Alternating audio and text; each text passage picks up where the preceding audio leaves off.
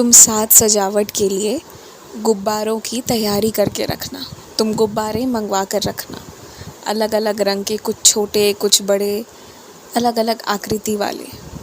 मैं तुमसे ये बात इसलिए कह रहा हूँ कि हो सकता है बाहर के मौसम में कुछ बदलाव आ जाए जिसके वजह से फूल मिलने में दिक्कतें आए। तो वैसे में एकदम से साज सजावट के लिए फिर क्या करोगे? परेशान हो जाओगे ना। तो पहले से तैयारी करके रखना, ढेर सारे गुब्बारे मंगवा कर रखो और वो बर्बाद भी नहीं होंगे। कुछ का प्रयोग अभी होगा, कुछ का प्रयोग जन्मदिन के वक्त हो जाएगा। और हाँ, तुम ये भी बात जान लो कि तुम कोई ऐसी इच्छा है जिसे तुम शीघ्र में पूरा करना चाह रहे हो ना, ये मानो 1 महीने के अंदर, तो तुम विष्णु सहस्त्र नाम का पाठ करो और तब तक करते रहो जब तक तुम्हें तुम्हारा परिणाम मिल नहीं जा रहा है। थोड़ा समय लगेगा लेकिन तुम करो, तुम इससे पीछे मत हटो और पूर्णतः विश्वास रख कर करना और देखना इससे कितना लाभ तुम्हें मिलेगा। हाँ, हो सकता है कि कुछ लोग तुमसे शिरडी आने के लिए कहे और अगर तुम नहीं आओ तो हो सकता है वो तुम्हें ज़िद करे कि तुम उन्हें कुछ योगदान दे दो अपनी तरफ से, जिससे कि वो शिरडी की यात्रा बाकियों की अच्छी करा पाए।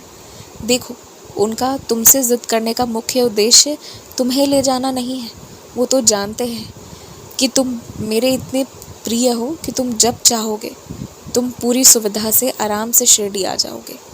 पर उनका मुख्य तुम्हें ले जाने का कारण ये है कि यदि तुम आओगे ना तो अपने साथ 2-4 लोगों के खर्चे उठा लोगे, क्योंकि उनके ऊपर कई लोगों की जिम्मेदारियां हैं जिसे वो अकेले नहीं उठा पाएंगे और इस वजह से वो सबसे योगदान मांग रहे हैं या सबको आने कह रहे हैं। ऐसे सक्षम लोगों को, मेरे ऐसे सक्षम भक्तों को कह रहे हैं जो और लोगों को मेरे दरबार तक आने में सहायता कर पाए। तो ये एक बहुत नेक कार्य है। तुम आओ या ना आओ, ये तुम अपनी सुविधा अनुसार देखना। इस वक्त तुम बहुत व्यस्त हो, इसलिए मैं तुम्हें बिल्कुल जिद नहीं कर रहा, लेकिन हाँ, तुम योगदान ज़रूर दे देना, कुछ ना कुछ योगदान देना, इतना देना कि हाँ, एक व्यक्ति के ठहरने का या खाने का, कोई भी एक चीज़ का प्रबंध हो पाए। बस ये देख लेना तुम। बाकी मेरा पूरा आशीर्वाद है तुम्हें, तुम्हारे कोई भी काम रुकेंगे नहीं, चिंता मत करना।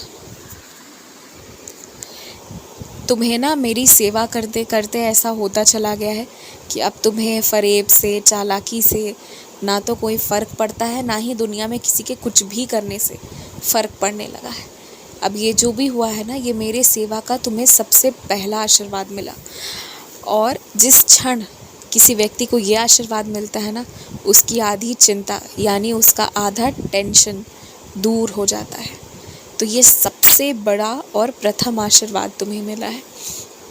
अब देखते जाओ, आगे और भी आशीर्वाद मिलते जाएंगे और इस तरह धीरे धीरे करके तुम पूरी तरह बस सेवा में और अपने काम में डूब जाओगे। देख लेना, उसके बाद तुम्हारा पूरा जीवन मेरे धुन पर आगे बढ़ता जाएगा और सब कुछ बहुत सुंदर, बहुत अच्छा होता जाएगा। तुम मेरे लिए झूला लाना चाहते हो ना, तो तुम ला भी सकते हो, कोई दिक्कत नहीं है, लेकिन मेरे वजन को देखते हुए सही सामान लेकर आना। कई सारी चीज़ें दुकानों में देखने में तो बहुत सुंदर लगती हैं, लेकिन जो वजन ना उठा पाए वैसे सामान में घर पर भी मत लेकर आना और उसमें समय भी बर्बाद मत करना। जो लाना ठोस लाना, ताकि वो सालों साल चले। ध्यान रखना इस बात का। दीर्घायु भव, यशस्वी भव।